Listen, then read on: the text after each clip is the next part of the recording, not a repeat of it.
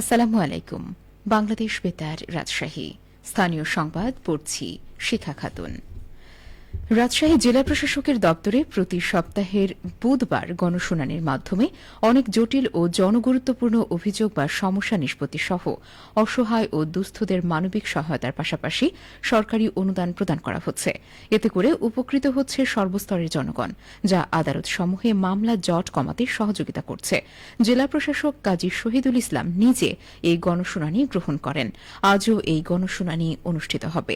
ভূমি সংক্রান্ত জটিলতা, চিকিৎসা সহায়তা, কর্মে অক্ষমতা, বেকারত্ব, আর্থিক দুর্দশা সহ বিভিন্ন সমস্যার কথা নিয়ে জেলার বিভিন্ন প্রান্ত থেকে আগত মানুষ জেলা প্রশাসকের সঙ্গে সাক্ষাৎ করেন।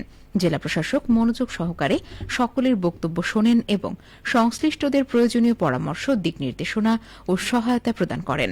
গণশুনানি শেষে সমস্যার ধরন অনুযায়ী পুলিশ সুপারের কার্যালয়, জেলা পরিষদের সিইও, পানি উন্নয়ন বোর্ডের নির্বাহী প্রকৌশলী, জেলা রেজিস্ট্রারের কার্যালয়, সংশ্লিষ্ট উপজেলা নির্বাহী অফিসারের কার্যালয়, বিভিন্ন ভূমি অফিস, জেলা সমাজসেবা অফিস, সিভিল সার্জন অফিস সহ সংশ্লিষ্ট দপ্তরে প্রয়োজনীয় নির্দেশনা ও পরামর্শ সহ প্রেরণ করা হয়। বগুড়ার নন্দীগ্রামে নবস্থাপিত ভূমি সেবা সহায়তা কেন্দ্র পরিদর্শন করেন উপজেলার সহকারী কমিশনার ভূমি ও নির্বাহী ম্যাজিস্ট্রেট রোহান সরকার। তিনি গতকাল উপজেলা পরিষদ সংলগ্ন পুরাতন বাজার এলাকায় অবস্থিত কেন্দ্রটি পরিদর্শন করেন। এ সময় কেন্দ্রের সার্বিক কার্যক্রম ঘুরে দেখেন এবং সেবার মান আরও উন্নত করতে সংশ্লিষ্টদের প্রয়োজনীয় দিক নির্দেশনা দেন। কেন্দ্রটিতে ভূমি মন্ত্রণালয়ের নির্ধারিত সরকারি ফি ও সার্ভিস চার্জের বিনিময়ে বিভিন্ন ধরনের ভূমি সেবা দেওয়া হচ্ছে। এসব সেবার মধ্যে রয়েছে নামজারি খতিয়ান উত্তোলন, ডিসিআর প্রদান, নামজারি খতিয়ান সংগ্রহ, ভূমি উন্নয়ন কর খাজনা পরিশোধ, মিসকেসের আবেদন, নকশার আবেদন, জলমহালের আবেদন সহ বিভিন্ন ভূমি সংক্রান্ত সেবা দেওয়া হয়। জনবান্ধব পুলিশ গড়ে তুলতে নাটোরের সিংড়ায় ওপেন হাউস ডে অনুষ্ঠিত হয়েছে। গতকাল জেলা থানা প্রাঙ্গণে আয়োজিত ওপেন হাউস ডেতে প্রধান অতিথি ছিলেন নাটোরের পুলিশ সুপার মোহাম্মদ শরীফুল হক। অনুষ্ঠানে পুলিশ সুপার বলেন, পুলিশ জনগণের বন্ধু হয়ে তাদের সেবা করতে চায়, নিরাপত্তা নিশ্চিত করতে চায়। জনগণের উচিত পুলিশের কাজে সহযোগিতা প্রদান করা। পারস্পরিক যোগাযোগ ও সহযোগিতা সুলভ মনোভাবের মাধ্যমে পুলিশ জনসেবা নিশ্চিত করতে চায়। আলোচনায় অংশগ্রহণকারী ব্যক্তিরা সড়ক নিরাপত্তা নিশ্চিত করা, অবৈধ পুকুর খনন বন্ধ এবং সেচ পাম্পের ট্রান্সফরমার চুরি রোধের ব্যাপারে পুলিশ সুপারের দৃষ্টি আকর্ষণ করেন। পুলিশ সুপার উপস্থিত ব্যক্তিদের সমস্যা, অভিযোগ ও মতামত গ্রহণ শেষে প্রয়োজনীয় দিক নির্দেশনা প্রদান করেন।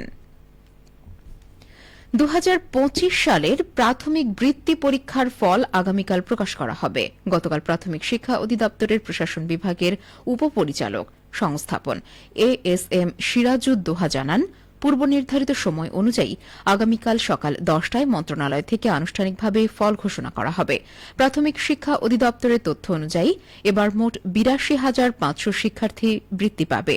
এর মধ্যে সরকারি প্রাথমিক বিদ্যালয়ের শিক্ষার্থীদের মধ্যে ৬৬,০০০ এবং বেসরকারি বিদ্যালয়ের শিক্ষার্থীদের মধ্যে ১৬,৫০০টি বৃত্তি বরাদ্দ রাখা হয়েছে।